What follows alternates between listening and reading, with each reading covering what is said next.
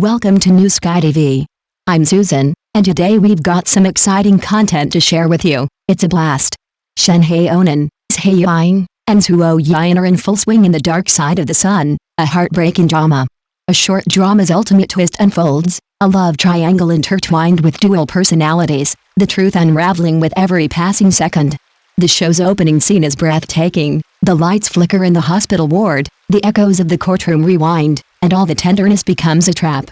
Shen Haonan plays Zhai Yiying, a man teetering on the brink of sanity and madness.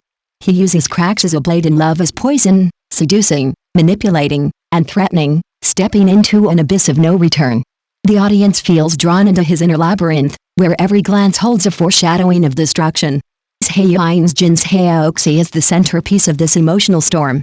She transforms from the clear, flawless morning dew into a cold, resolute blade. The hidden pain, the twisted tenderness, and the restrained hatred all explode in her micro-expressions. Her love is both redemption and destruction. As she gazes at her reflection in the mirror, the audience can't tell whether it's reality or a manipulated illusion. The addition of Zhuo Yian elevates the plot to a psychic siege. He's both an observer and a trapped being. Every confrontation between the three feels like a psychological battle, gripping even without dialogue.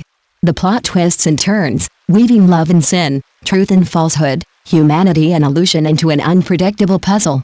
When the truth is revealed, all clues are drawn back, and all emotions shatter.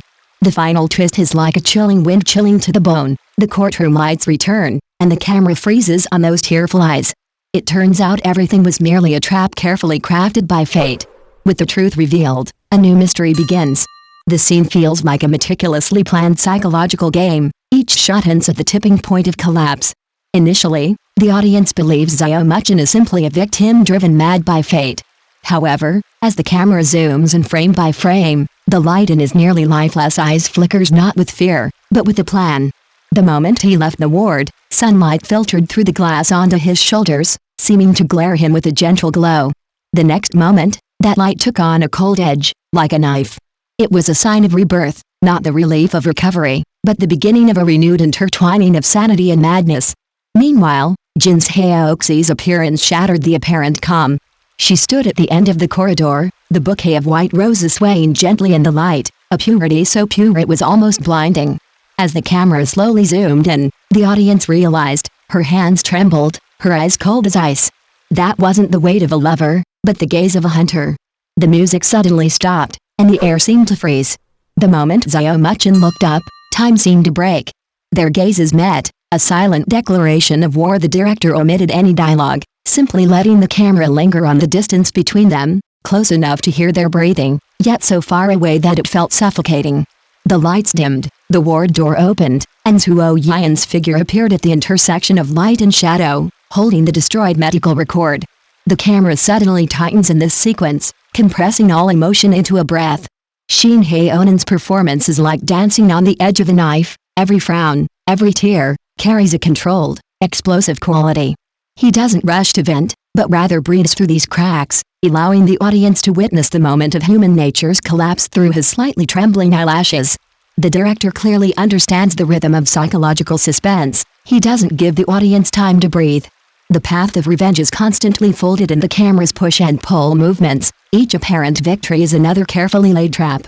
Zhai Yiying isn't seeking revenge, he's scripting, dragging everyone into his own script.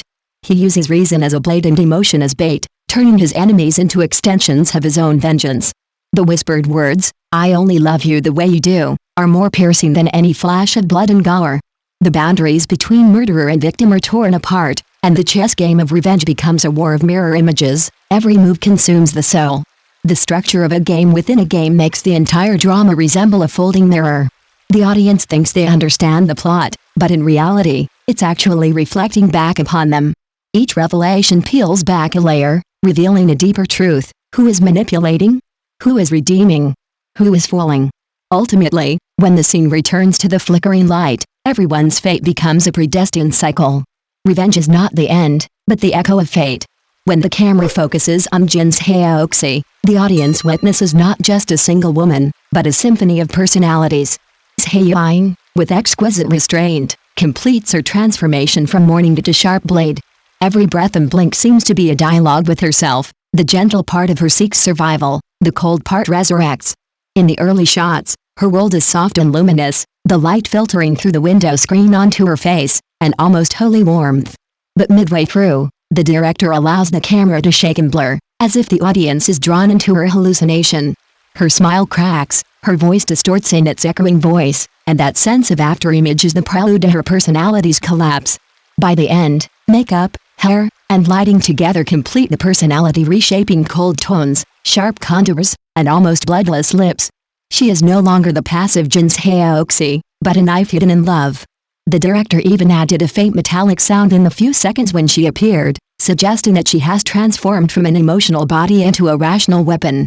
The most exciting thing is Zhai Yiying's silent performance in the dialogue-free scene. The subtle stiffness of the shoulders, the tightening of the eyes, and the trembling of the fingertips are far more lethal than any lines. She makes the audience believe that personality transformation does not require lines or crying, just a shift of the eyes is enough to make people feel cold in their hearts. In The Dark Side of the Sun, Jin Haonan is not only the emotional focus, but also the projection of humanity in the entire play.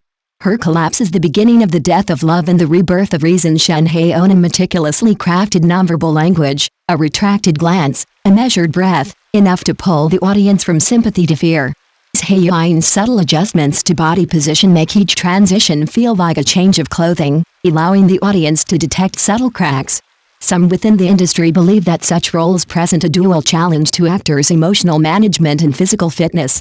Social media platforms are discussing not only the question of who the true murderer is but also the ethical boundaries. The use of love as bait in the drama has sparked controversy. Is it a brilliant dramatic strategy or a glorified manipulation of emotions? Audiences are divided. Some admire the creative audacity, while others worry that similar narratives will be imitated in real life. Critics have noted that the short drama's fast pace requires more discussion from experts outside the storyline if it is to be ethically defensible. Behind-the-scenes footage reveals that the production team, taking time and resources into account, chose to compress shots and reuse scenes to enhance the audience's illusion of time. This practice is frequently used within the short drama industry, saving costs and creating memorable moments. The makeup artist's notes reveal that the final look employed multi-layer lamination techniques and light and shadow embellishment.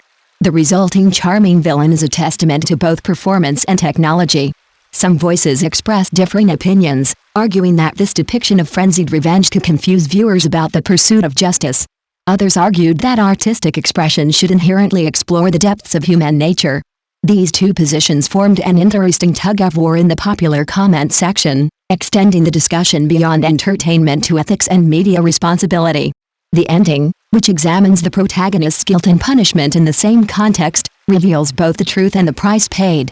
This conclusion serves as both a story's end and a new beginning. Similar themes could be brought into more standardized interdisciplinary research in the future. Psychologists could collaborate with screenwriters to assess the discrepancy between the presentation of split personality and actual diagnosis. Filmmakers could work with ethics consultants to explore the boundaries between narrative freedom and social impact. This work provides an opportunity for dialogue between visuals and performance. An ongoing discussion among audiences and professionals will determine the future direction of this type of short play.